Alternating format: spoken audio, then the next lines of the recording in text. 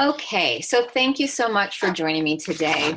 My name is Amy Fisher. I'm a registered dietitian and a national board certified health and wellness coach here at UCLA. And today we're going to be talking about tips for planning and preparing meals during COVID-19. So with many restaurants and schools and workplaces closed, many of us are finding ourselves stuck at home and responsible for preparing many more meals for ourselves than we're accustomed to. And so the tips in this workshop are designed to provide you with some ideas for planning meals and preparing meals during this time. But it's also my hope that you can develop some new habits regarding meal planning and eating that you can carry forth with you even after this pandemic has passed. And I don't want to downgrade the significance and importance and severity and just really hardship that this pandemic is causing. There's about 24,000 people who have died of COVID in the US up to this point. But I do also want to point out that, for instance, heart attacks in this country kill about 350,000 people every year in the US. And that's just one of the lifestyle factors, one of the lifestyle chronic diseases that's mostly controllable by lifestyle. So there's much that we can do to help preserve our lives. And hopefully this will give you some tips on eating well so you can do that. I'd like the presentation to be somewhat interactive. So if you feel like you want to chime in or ask a question, feel free to take yourself off of mute, or you can type something into the chat box. I'll also be leaving time for questions at the end. So, without further ado. All right, maybe some of you have seen this. Breaking news, wearing a mask inside your home is now highly recommended, not so much to prevent COVID-19, but to stop eating. And so I think with the lack of structure and most of the time being spent indoors very near our refrigerators, haphazard eating and snacking can be a big issue for us. And so by planning out and preparing some healthy meals and snacks, hopefully it will help us to be able to not only meet our nutritional needs better, but will also help to cut down on the mindless munching. All right, so I did want to review the healthy eating plate, just to give you an idea of, as you're planning out and preparing these meals, what sort of things are you aiming for? What does a healthy diet look like? This healthy eating plate was put out by the Harvard School of Public Health. The USDA also has a healthy eating plate called My Plate. They're basically the same. This one just provides a little bit more detail, so I thought I'd present this one to you. And we'll just go over this briefly. But I did want to point out that this just depicts what a healthy diet looks like overall. Maybe every meal doesn't look exactly like this, but at the end of the day, if you were to put your food into groupings like this, does it basically come out to these relative proportions? Because maybe you don't have fruit with a meal, but you have it as a snack, right? Or maybe you throw in some vegetables as a healthy snack. So there's various ways to do it. It's just that overall, we want it to kind of look like this. If we look at beverages, we want to stay well hydrated, especially for this time. It really helps our cells and our body to work best if it's well hydrated, and that includes immune function and our immune cells. And we want to try to fill up on water as much as possible and limit the amounts of sugary sweetened beverages that we have. So avoiding most juices and certainly avoiding sodas, lemonades, and other things that are highly sugared. Added sugars like that tend to increase inflammation in the body, which can just do a lot of damage to the body. So drinking mostly water, whole grains. So a quarter of the plate should come from grains, and we want to emphasize the whole grains. And those would be things like brown rice, quinoa, farro, buckwheat, oatmeal. Those types of grains are the healthiest because they contain a lot of fiber, and their grain is intact. So most of the nutrients are still present, as opposed to when a grain gets refined, like white flour, white rice. We want to have a quarter of the plate coming from healthy proteins. And so that would be like fish, poultry, lean meats, beans. Whoops, sorry about that. Beans. We want to limit the amount of um, red meat to about twice a week. We also want to limit processed meats like your lunch meats and things like that, cold cuts. They are associated with increased risks of certain types of cancers. Then if we go to the other side of the plate, we want half the plate to be comprised of vegetables and fruit. 3/4 of it from vegetables and about 1/4 of it from fruit. And it's best to have a variety of different types, right? So an apple a day, they say keeps the doctor away, but I'm not so sure. I think it's much better to have a whole variety of different fruits and vegetables. That way we're more likely to get all the different nutrients that we need and a variety of different antioxidants, which can be helpful in fighting inflammation and keeping us well. And then healthy oils. So fats are an important part of the diet, but we want them to come from mostly monounsaturated and polyunsaturated sources. We want to try to limit the amount of saturated fat and trans fats that we have from the diet. And so your monounsaturated fats come from mostly like olive oil, canola oil, avocados, nuts, those types of foods. And we want to limit the amount of things with saturated fat like butter, animal fats, high fat dairy. Does anybody have any questions about the healthy eating plate? All right. So now I'd like to just kind of go over some of the steps for successful meals. And we're going to take a look at each of these separately, but they're keeping a well-stocked pantry, investing in cookware, making a meal plan, finding healthy recipes, shopping for groceries, prepping ingredients, and then storing and utilizing leftovers. So when it comes to keeping a well-stocked pantry, freezer, refrigerator, whatnot, I think this can be very helpful, especially right now during COVID when it's probably best that we try to minimize the amount of times that we have to go to the grocery store. So if you can stock up and have enough food to last you for a week or 2 weeks or even longer, that can help you minimize your trips to the store.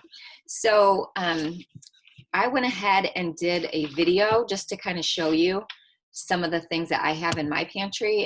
And so I just wanted to show you those right now. All right, so I wanted to show you what my pantry looks like. It's usually stocked fairly similar to this, but probably a little more heavily stocked since COVID. I don't like to go out to the store very often. And so I just wanted to show you a couple of shelf-stable things that I have. I like to keep a lot of whole grains. So I have some red lentils, brown rice, I have some wild rice, some whole wheat pasta, some gluten-free pasta. I've got quinoa, farro, some kelp noodles. I have rolled oats for great oatmeal and some muesli. I've got some whole grain cereals like Heritage Flakes, which are high in fiber. Cheerios, really good source of soluble fiber. I have some Raisin Bran there. I have graham crackers that I like to have as a sweet treat. And I have some flours to make pancakes, so whole grain pancake mix that's high in protein. I also have some brown rice flour, which is great for making pancakes too, especially if there's someone that needs gluten-free pancakes. I have some natural peanut butter, so very low in actually no added sugars and very low in sodium. Got some artichoke hearts. I've got pureed pumpkin and pureed sweet potato, which is great in some smoothies that I like to make or putting it in muffins. I have some sauces, simmer sauce. I show you what to do with that. Spaghetti sauce. These are for quick meals. I have a large stash of tuna, which I don't normally keep so much tuna, but it's a great source of protein. For a while I was afraid I couldn't find any chicken. So I have this on hand. So tuna is a great source of omega-3 fatty acids and protein, even has some zinc, which is great for immune health. Got canned tomatoes, which I use a lot in cooking. Coconut milk, which I love for Thai cooking, and a little Thai sauce there that's great. I've got a variety of beans, black beans, pinto beans, garbanzo beans, kidney beans and some broths that I use quite a bit in cooking or for making soups. I've got some crackers, some wasa crackers, some whole grain Triscuit crackers. I've got a little agave syrup there for sweetener. I've got some veggie chips. Oops, sorry. I've got some veggie chips, some regular kinds of chips and salsa, some pita, which I love to have with hummus and carrots. I've got some quinoa and pea floured little crisps that are really tasty, and some plantain chips.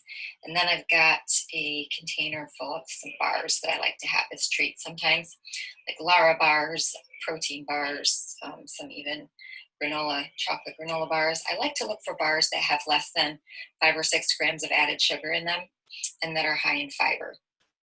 So these are some things. Also have my flavored seltzer water down there. So these are some things in my pantry. All right, so All right, so moving on to the freezer. All right, so now a little tour of my freezer. I've got some frozen fruits up there, some mixed berries and blueberries and mango, some bananas. I love to throw those in smoothies. Got some healthy frozen meals. A lot of times people wonder, like, aren't those high in sodium? Are they really good for you? But there are quite a lot of varieties of healthier frozen meals now. So I like to look for some that have no more than 500 or 600 milligrams of sodium for the meal, and also that come with a whole grain and a great source of protein like beans or like lean chicken or something like that, and that don't have a lot of saturated fats or processed ingredients. And so sometimes if I'm in a big hurry, it's great to just have those stocked up that I can pull one out if I don't feel like cooking. Got some frozen vegetables, some veggie burgers. I've got a stash of like whole wheat tortillas and pitas that are great for wraps and sandwiches. Some frozen shrimp that I like to use for stir fries. Some brown rice. I keep some brown rice in the freezer, even though I have a whole stash of the dried stuff in my pantry, just in case I am in a hurry and need to cook up some brown rice pretty quickly, because brown rice can take about 45 to 50 minutes to cook. So I like to have a stash of it in the freezer.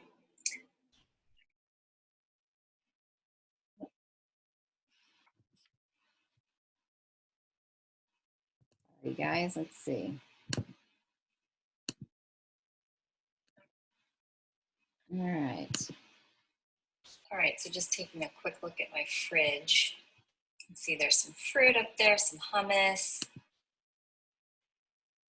Got some red bell peppers that I like to throw into dishes. Some blueberries there, some coconut yogurt. I've got some baby beets that are already cooked. I like to get the beets fresh and roast them, but for when I don't have a lot of time, it's great to just have some on hand. I like to toss in a little bit of goat cheese, make a salad with that. Plain yogurt, which I have pretty much every day, filled with fruit and nuts on top. Some lentils that are great to mix in with either some like bruschetta or even that masala sauce that was in my pantry. It makes a great meal. I'll show you some of that later. I've got some eggs. I've got some sushi ginger, some sage, which is a great source of vitamin K that goes great in certain dishes, especially like roasted butternut squash. I've got some spinach and kale, different types of milks here, more fruits, veggies, and some cheeses down there, and also just kind of a variety of different sauces that are great to have on hand to throw into dishes that I'm cooking. All right, so just one more. Over here, I like to keep a basket out that's full of fruits and vegetables. It's just a great reminder to snack on those things when things are, easy to access, we're more likely to eat them. So by keeping them on the counter, it's a great reminder of things to have. I also keep a lot of nuts out because I like to snack on those.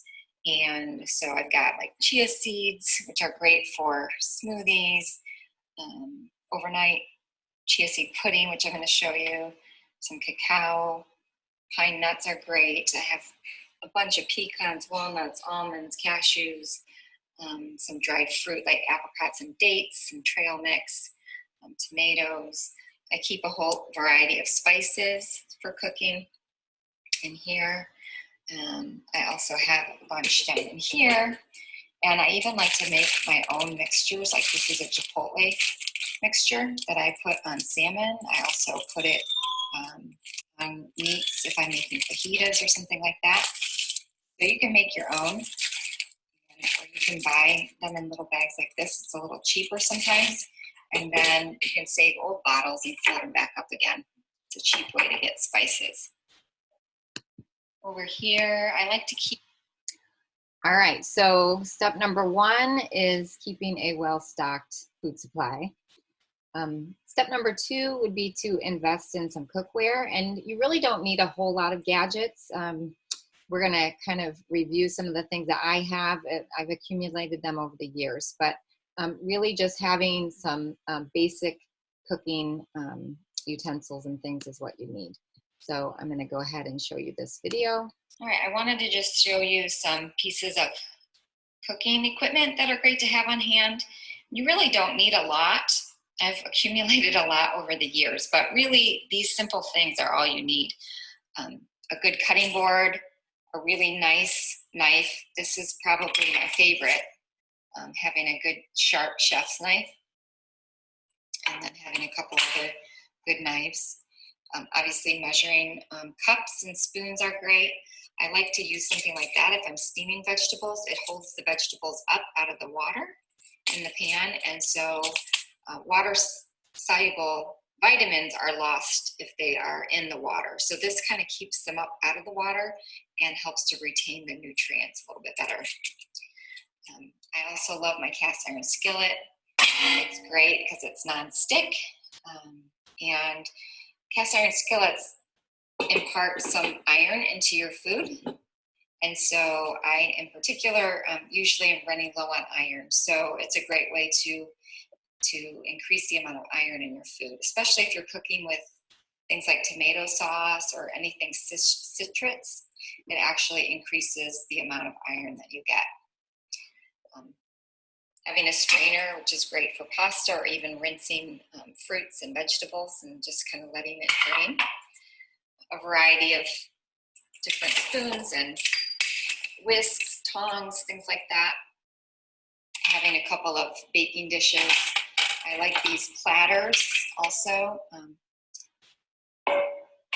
Having a few of these roasting platters are great for roasting up a bunch of vegetables or even cooking your meat and vegetables together. I'm going to show you some examples of that.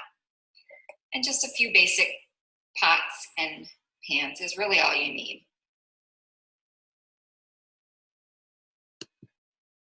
All right, I wanted to just show. All right, and this is just some extra fun stuff that can help you to be creative in the kitchen. I did want to show you a couple of other pieces of kind of fun cooking things.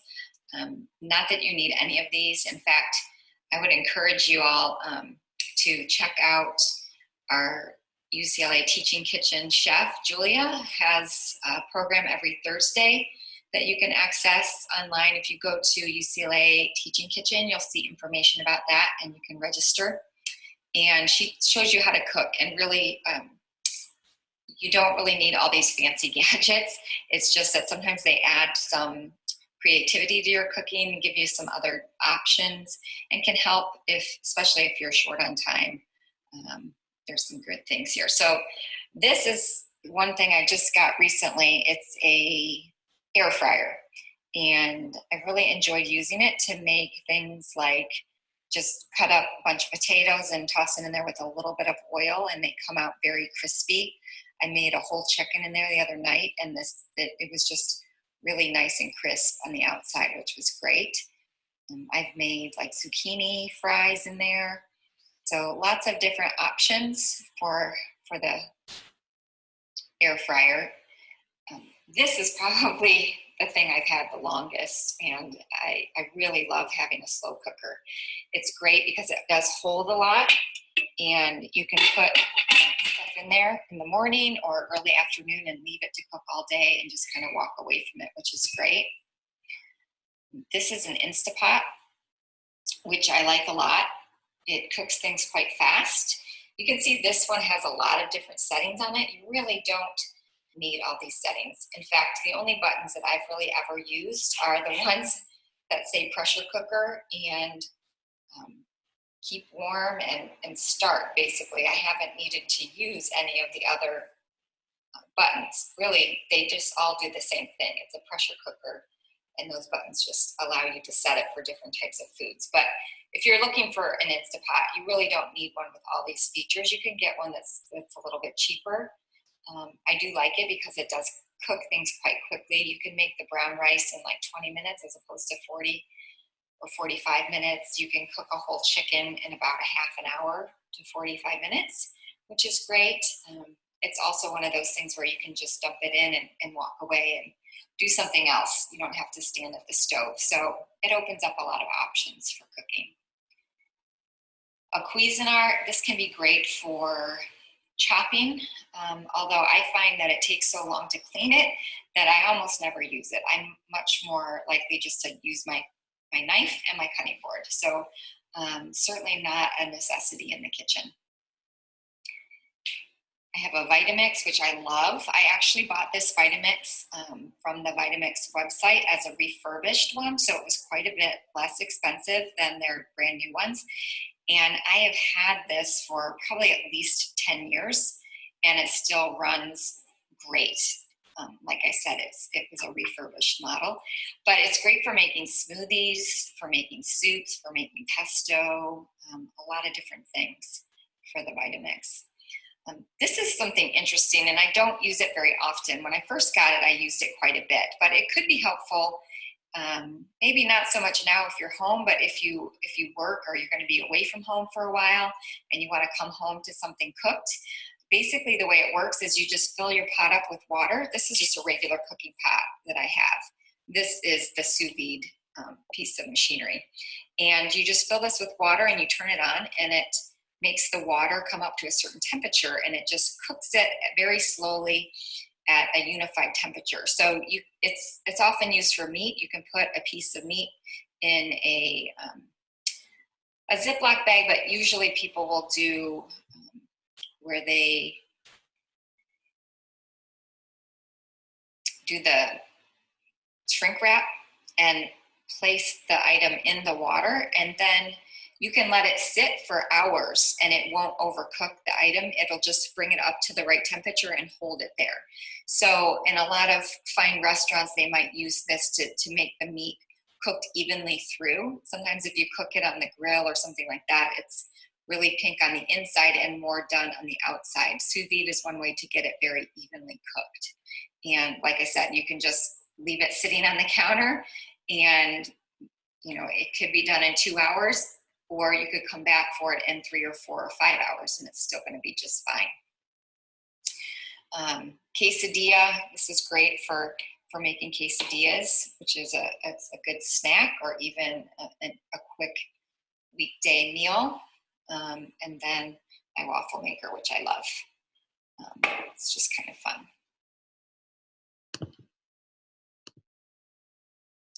All right, so just to look at some different types of cooking gadgets you can use, but certainly just those few things that I mentioned at the beginning are really all you need.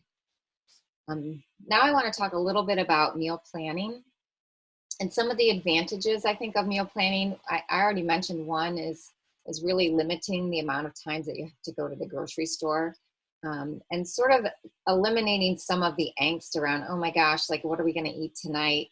And sometimes it just seems easier to stop and pick something up. But if we've taken the time to really plan out meals, it's more likely to be a lot more nutritious. We save money if we're not eating out as much, and save time in terms of trips to the store. Now, it does take some time to make your plan, right? But most of the work is done up front. So we sit down. I like to do it maybe once a week where I sit down and take a look at what I want to have for the upcoming week. And for some people, it's helpful to set a specific day and time, especially if you're working. You know, maybe a Saturday or Sunday works best for taking time for meal planning.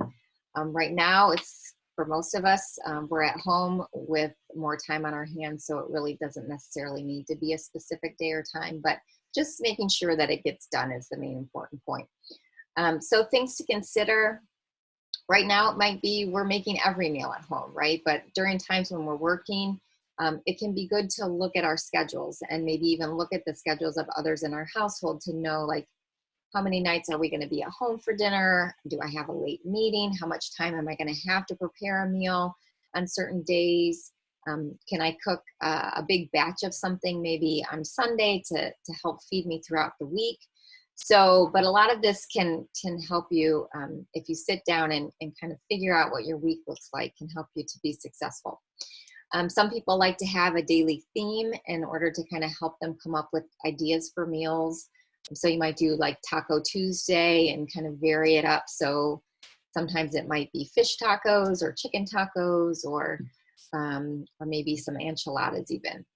When my kids were little, we used to do homemade pizzas on Friday, and I used to saute up a lot of different vegetables and stuff, and then they could choose what to put on their own pizzas, and they could make them themselves, right? So those are just some ideas. I think it's important when you're doing your meal plan also to take a look and see, what do you have on hand, right? What things do you need to use up this week?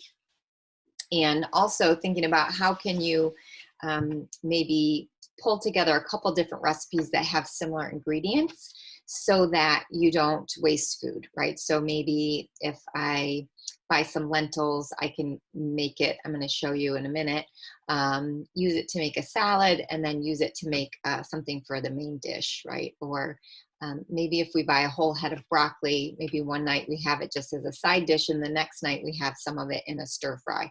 So kind of coordinating meals so that we're not wasting food can also be helpful.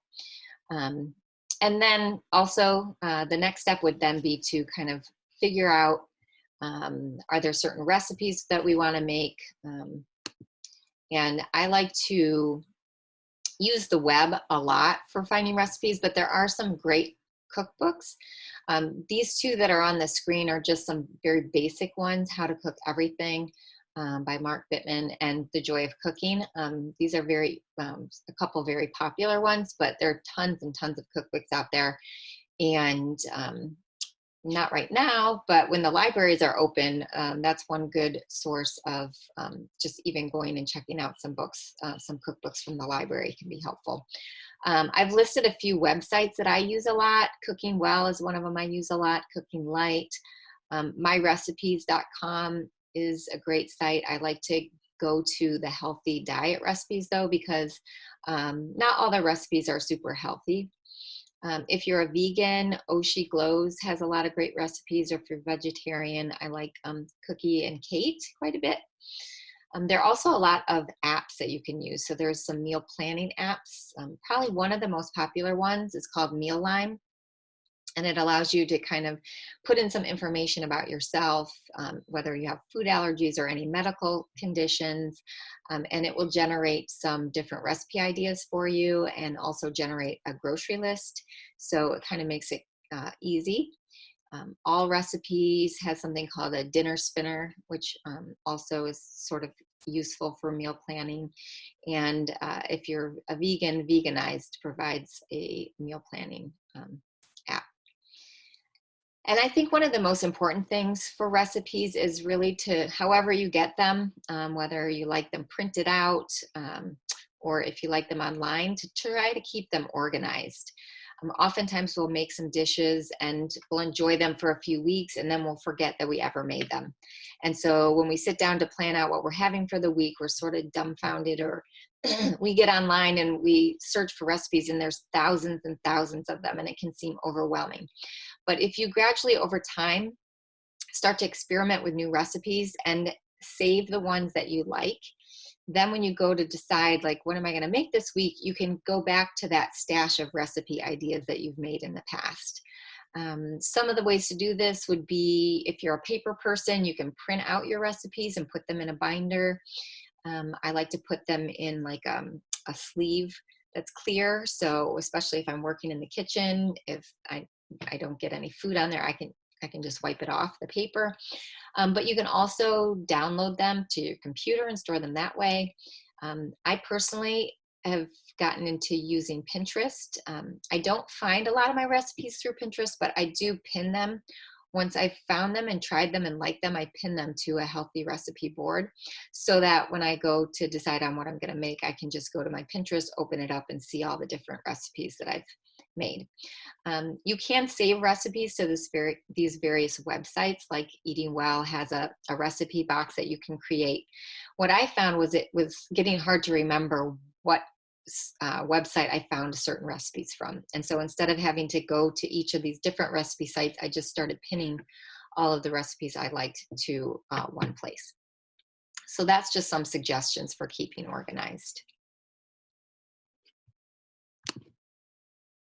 All right, step 5, shopping for groceries. These are just some tips. Um, so you're going to prepare a grocery list, and then based on your recipes, but also adding any staples that you might need or other items, snack items, for instance, to your list. And it's helpful to actually write them down and bring the list with you to the store. Especially, I think, if you're wanting to get in and out of the store quickly, it can be helpful to have a list. And if you're very familiar with the store, you can actually, as you're making your list, put the items kind of in the order that you would get to them in the store, right? And so you can save time by frequenting the same store, and also save time and expose yourself to less people if you go at off hours, although I'm not really sure there is such a thing as off hours anymore. But during regular life, you can save some time by going at off hours. You may even want to consider meal delivery. Now it's kind of difficult because there's so many people needing meals delivered. But if you find that once you're back to work and it's easier just to have foods delivered to your house, and that will help you to be able to eat a healthy diet, then that's something to consider. If you're needing to save money, a lot of us are finding ourselves in financial hardship right now, buying things in bulk, especially like packs of chicken or meats where you can maybe use some of it now and freeze some for later can be helpful. Looking at items like dried beans and rices and things like that are cheaper than buying them in a can or frozen. And then really looking for seasonal fruits and vegetables. You can find some good deals on that. Or even looking at frozen fruits and vegetables. Some people wonder, like, are frozen vegetables as healthy as fresh? And from a nutrition standpoint, they're certainly healthy and as healthy as fresh. Usually they're harvested right after being picked. And so the nutrients are preserved pretty readily. It's sort of, for me, I prefer the fresh just because I like the texture and the taste better when I cook them. But from a nutrition standpoint, they're very healthy. You just want to look for those that don't have added fat and salt. Same with seasonal frozen fruits. You just want to look for those that don't have any added sugars, but they're very nutritious to have. If one of your concerns is saving time in the kitchen, which may not be as big of a deal right now, but if you're working, maybe you're working from home even, and you're trying to help kids with schoolwork and time is a concern, then looking for some pre-chopped, pre-bagged things can be helpful. You saw in my refrigerator, I rely a lot on like bagged lettuces.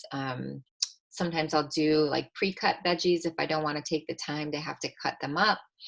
I often will keep like frozen quinoa, frozen brown rice in the freezer if I'm running short of time. You can also buy things like pre-cooked chicken, the canned beans and tuna. It's going to be maybe a little more expensive than the dried, but also it will save you time. All right. Step number 6, prepping your ingredients ahead of time when possible. This is more of an issue, I think, during a busy work week. If you have lots of time on your hands, it's maybe not a step that you need to do. One thing I wanted to point out is that when you come home, if you wash everything, you want to make sure your produce is nice and dry before storing it so that it lasts longer. So make sure you dry off, especially like your lettuces and things like that, so that they will store better. You can cut up vegetables for that you might use for snacks. In fact, this is carrots and celery actually do quite well, and there's some, even like asparagus does quite well when it is exposed to water. So oftentimes what I'll do is I'll take um, a, a stalk of celery or several stalks and cut them up and put them in a container with water and snap on the lid, and they stay quite fresh that way. And then when I want a snack, I can just open it up and pull them out. I don't have to get it out, wash it each time. So it can be helpful to cut some of that up, or even like cut up your vegetables, especially if you know what meals are coming for the week. Maybe you get those things prepped up, and even roast a sheet of vegetables or make a big batch of a grain that you could use throughout the week, like brown rice or quinoa that you could use in different ways. Or cook several chicken breasts at once, or a whole chicken. Maybe one night you have a whole chicken and then you use the leftover chickens to make a soup or a stir fry or a wrap, or something like that.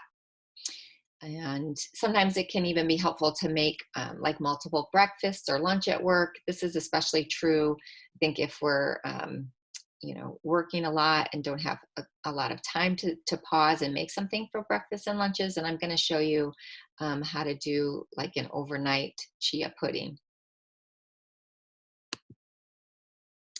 All right, so now I wanted to just kind of go over some ideas for meals, and some things that I do a lot, just to give you some ideas. But also, if you have any great ideas that you want to share, please go ahead and feel free to contribute those as well. Um, but some breakfast ideas, and these don't have to take a lot of time, right? Especially, I know, like, a lot of times my clients, when people were commuting to work, breakfast often suffers because people don't have a lot of time to put breakfast together. And so these can be really fast types of things. You don't have to put in a lot of time. So sometimes something as simple as taking like a tortilla, or like a whole wheat tortilla, a whole wheat piece of bread, putting on some peanut butter or almond butter, and putting a banana on there, rolling it up. And it's fairly portable. You can take it with you. So something as simple as that. Overnight oats or chia seed pudding, topped with fruit or nuts. You can make several of those at once. I'm going to show you how to do that. Whole grain pancakes. I like to use that brown rice flour like I showed you, or a protein pancake mix, and maybe put some chia seeds in there. Chia is a great source of omega-3 fatty acids. Put in some nuts, maybe top it with fresh fruit. Greek yogurt bowl, and this is something that I do most days. I find it very filling, and it's a great way for me to get in a variety of fruits and some healthy nuts, and I find that it's very satisfying. I just take some plain yogurt and I put whatever kind of fruit in it that I might have. Anything from grapes and apples and berries, and even little clementines, and then top it with some mixed nuts, and I think it tastes delicious. Smoothies are a great idea. I'll show you how to make one of those.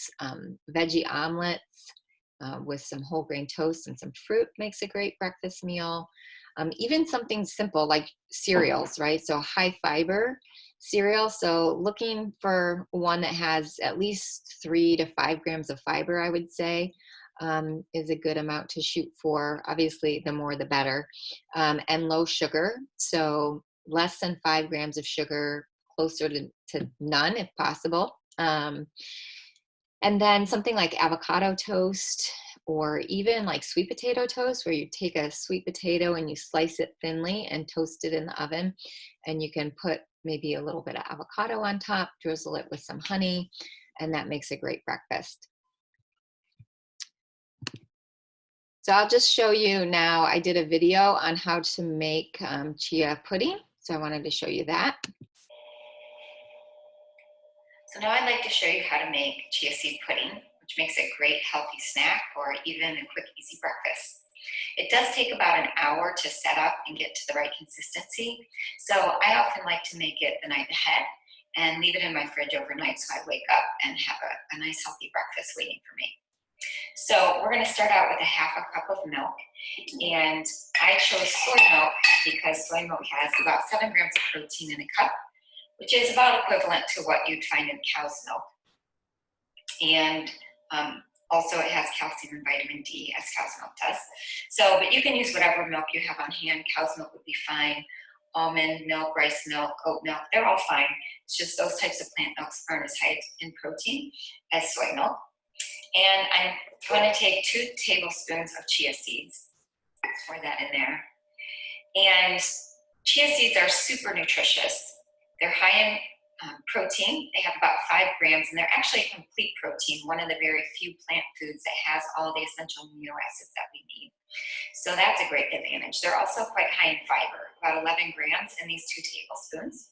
And they contain calcium, iron, zinc, magnesium, and they're also a really great source of antioxidants, which are super important right now as we're trying to boost our immune health. I'm going to use about a teaspoon of vanilla. And if you're not a big fan of vanilla flavor, you don't have to put this in. And I'm also going to use just a little bit of agave. You could also use maple syrup or honey if you'd like. Use about half a teaspoon to a teaspoon. And then I'm going to put the lid on. One thing with making chia seed pudding is you have to make sure that the chia gets well distributed. So I'm going to put the lid on and I'm just going to shake this up. But you could also make it in a dish like this and just stir it really well. So we're actually going to let this sit for about 10 minutes, and then I have to shake it around again before I put it in the fridge and let it sit for at least an hour. You can do the same type of procedure to make overnight oats. So you just take a half a cup of your milk, a half a cup of oats. You can put a little sweetener in there if you'd like, and place that in the refrigerator overnight. And in the morning, you'll have a nice overnight oats. What I like to do too with this, and I'll show you after it sets up, I like to add some fruits, some berries, and kind of make it a more well-rounded breakfast.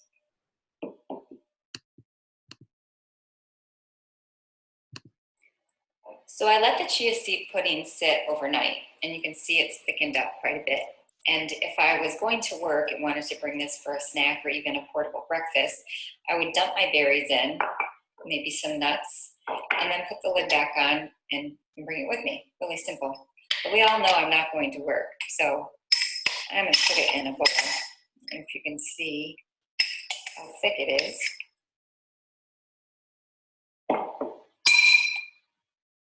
Top it with some fruit, some nuts, and I like to top it with just a little cinnamon.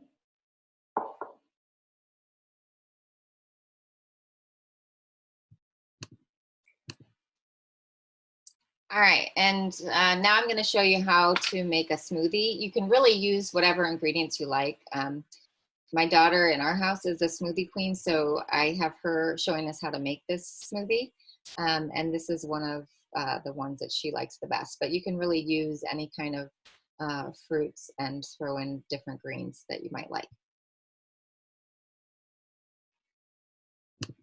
Okay, so first we're going to start with a large handful of spinach or any kind of greens that you like. Spinach is good because you can't taste it. And then we'll do frozen banana. I do a half to a whole, depending on how hungry I am. Just do a half of a frozen banana. Then I'll do 1 pitted date. Then do about a tablespoon of cocoa powder.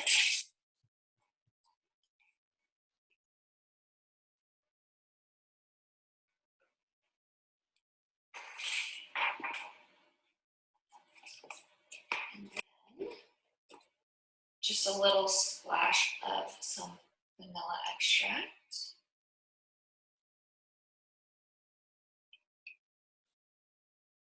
And I like to add cinnamon to mine. That's optional. I really like cinnamon, so I just do a couple of those. And then for the liquid, I like to do soy milk or any kind of non-dairy milk. I like soy milk because it has protein in it. Just gonna do about a cup of that.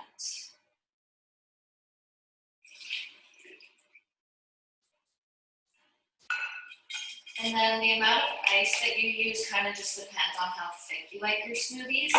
I like to start with just a little bit, and then if I want it to be thicker, then I'll add more later. So we'll just do about that much. And then just go ahead and blend it up.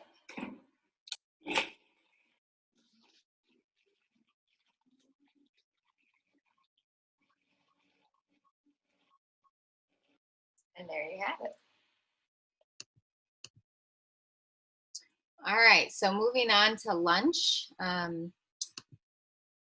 Here are just a few ideas for really quick and easy things. You can make the next two things I'm going to show you. You can make as fast as you can make a peanut butter jelly sandwich. So it's really designed to be easy, but also show you how you can get very nutritious things in without spending a lot of time. So here's an idea for a quick lunch. I bought some pre-cooked lentils and some bruschetta sauce that's already been prepared, but you could certainly make these from scratch if you had the time and you wanted to do so. And I simply mixed the lentils and the bruschetta together and then put those on a bed of kale and topped it with a little feta cheese. The lentils are a really great source of protein. There's about 9 grams of protein in a half a cup. And they're also high in fiber with about 8 grams in a half a cup. The bruschetta provides a nice source of vitamin A from the tomatoes, and it's also made with olive oil. So that's a good source of our monounsaturated fats. And the kale contains a high amount of vitamin K. It also has some calcium and some potassium, all of these great nutrients for our health. And there's a little bit of calcium in the feta, and it just adds a great flavor. So I could throw this together in a matter of about 30 seconds. So it makes a really quick, healthy lunch. One other lunch idea I wanted to share with you is a beet salad, which actually also makes a great side dish for your dinner meal. And I've used some bagged arugula, which is super easy because I just took it out and put it on a plate, and some pre-cooked beets. As I mentioned, it's great to roast beets, but if you don't have time, getting these pre-roasted ones is a great idea. There's nothing in them other than the roasted beets, so there's no added sodium or any added sugars or anything like that.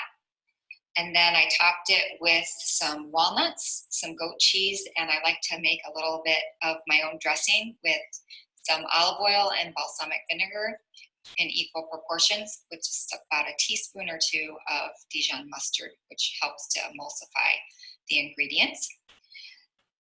This is a super nutritious salad because beets are a great source of fiber, folate, magnesium, potassium, iron, and vitamin C, which is great for our immune health.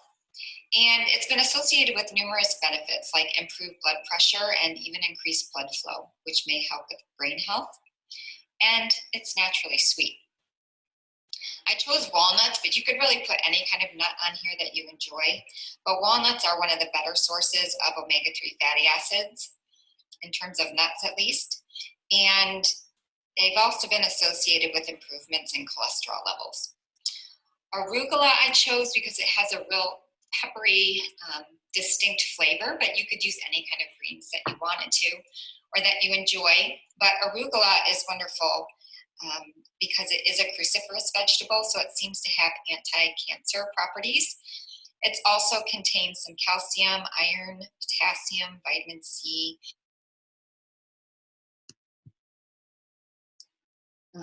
All right, I didn't make a video of this, but these are some other things that are great for easy lunches. Um, I like to call them mix and match grain bowls. So where you would take a variety of whatever grain that you had and whatever grain you might have around, put some of that in a bowl, add some healthy protein. So maybe some chickpeas or black beans, or even some chicken, edamame. Top it off with either raw vegetables like you see in the picture here, or you could even top it with some roasted vegetables.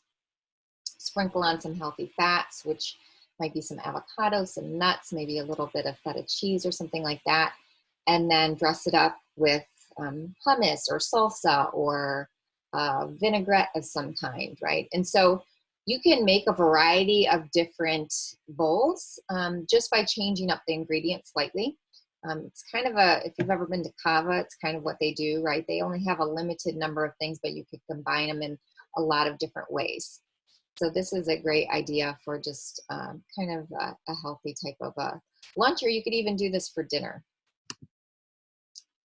Mason jar salads. These are more things that I traditionally recommend for people who are taking their lunch with them somewhere, which might not be the case for you right now. But if you do something like this, you can make them ahead and they stay for a few days. One thing you do want to do though is don't add the dressing to the mix. Otherwise your lettuce will get soggy. Or if you do it like this, you can put the dressing down at the very bottom of the jar and build the salad up with the lettuce at the top. And then that works perfectly fine too. And this is just some ideas for bento boxes. Once again, this is more for if you're trying to take lunch with you, which perhaps if you return to work, that might be a good habit to get into. But you could do this at home, especially if you don't have time to make a lot of lunches. If you prepared them all at the beginning of the week, then even if you're home, you can take a break and just pull one of these out. So you just see some various ideas. So it doesn't have to be complicated, right? It could be as simple as some nuts and some fruit and some peppers and a wrap, something like that. So fairly simple. Or you could make a whole bunch of, cook up a whole bunch of chicken breasts and put those into little meals. All right, and then just for some dinner ideas, these are all designed to be fairly simple. So you could do something as simple as modeling after my plate that I showed you. So just a protein, a vegetable, a whole grain side, dump and heat, I like to call them, just so on nights when I don't really have a lot of time to make something, where I might just take a few ingredients and dump them together. I'm going to show you an example of that in a second. Stir fries are great for that. You can buy the veggies all chopped up already. If you don't have time, if you have more time, you can cut them up yourselves, throw them into skillet with some pre-cooked chicken, or maybe cook up some shrimp, and it makes a quick dinner.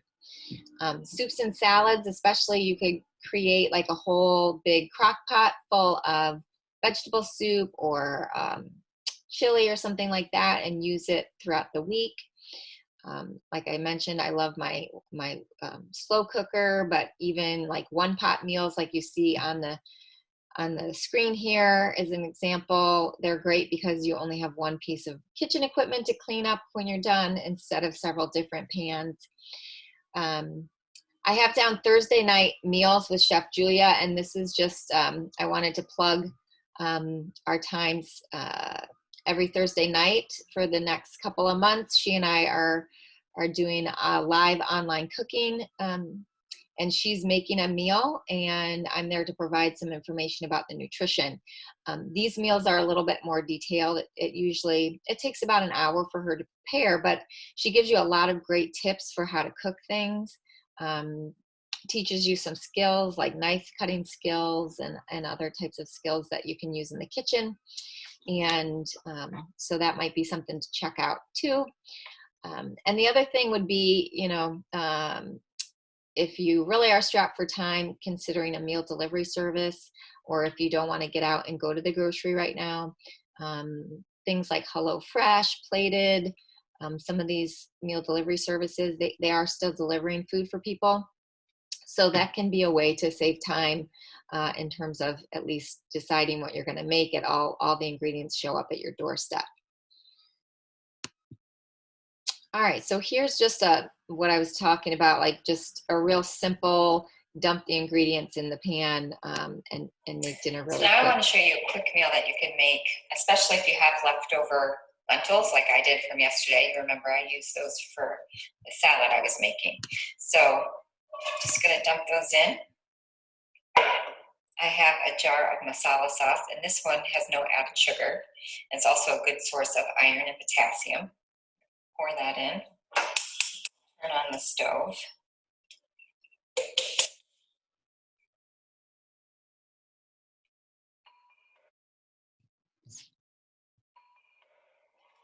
Can of diced tomatoes. Pour that in. Just going to heat it.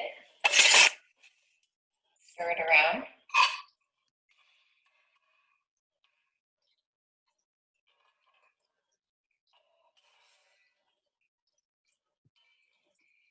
The great thing too with adding the tomatoes and cooking it in the cast iron skillet is it's going to create more iron in my dish.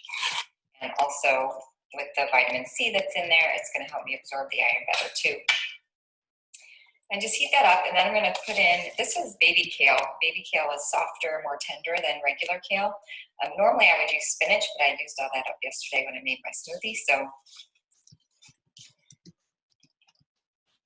just put it in there,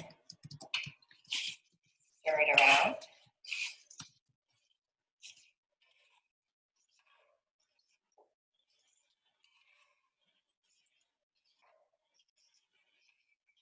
The other thing I can do if I don't have a lot of time is if I want some rice with it, I could heat up some brown rice that's in my freezer and serve it with that, or even serve it with a piece of naan, which is a type of Indian bread.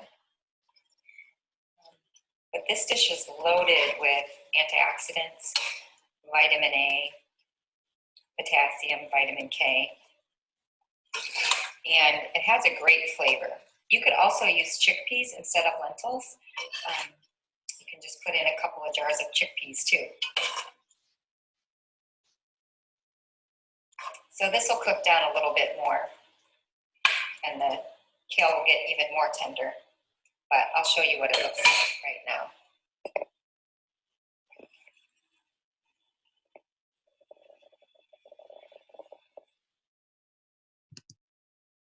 All right, and then I did want to just show you online, there's tons of things like this that you can look up for ideas, but this it's in fast motion, so you can see a few different meals being prepared, but this is great because it's all on one sheet, not a lot of cleanup, but here are just a few ideas I got from Tasty. Whoops, let's see, well, oh, maybe it's not gonna go. Let me see if I can pull it up real quick.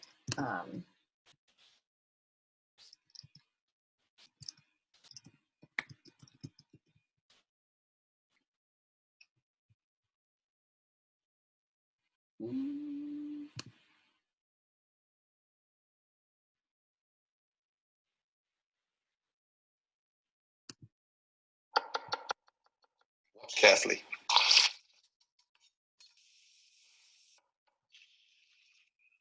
Oh, look at that. Oh, sorry. I didn't mean to show you that. Let's see. It's not wanting to skip the ad. Okay, there we go.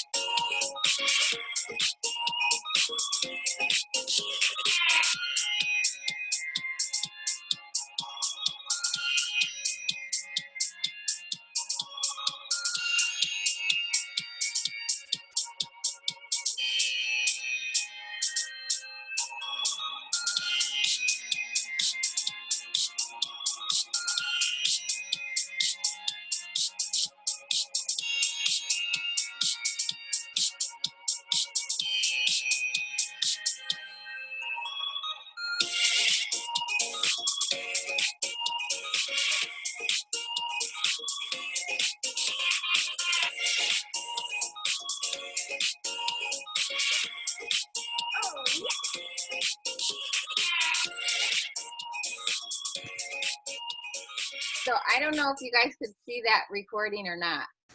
Could you see those?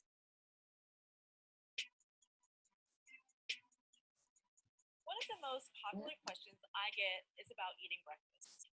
Some people prefer to skip. Can you guys hear me still?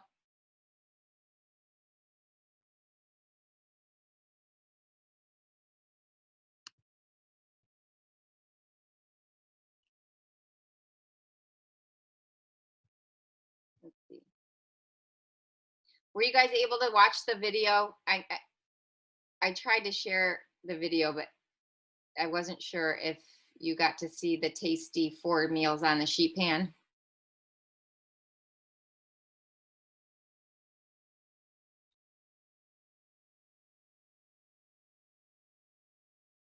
Anyway, I hope you did see it and you weren't just sitting there wondering what was happening. I'm kind of new to using Zoom, so I'm not sure that it actually showed up, but I can put, okay, sorry, I'm so sorry. Okay, let me copy the link and put it in the chat box. Hang on one second.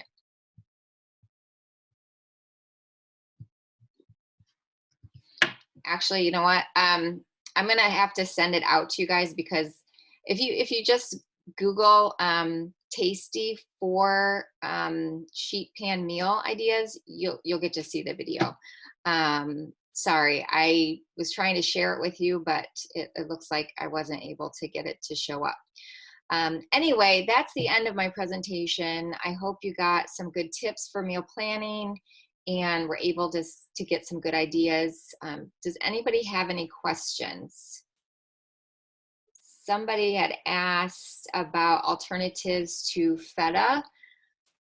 There are some soy-based cheeses. I forget the name of it. I think it's like DASYA or something.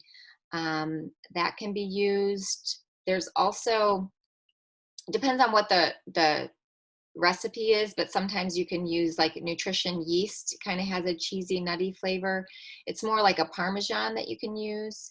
And that would be for if you don't tolerate lactose.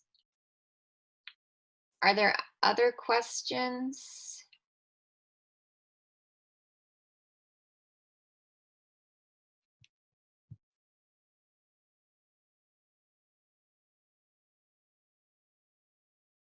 All right. Well, thanks everyone for joining me.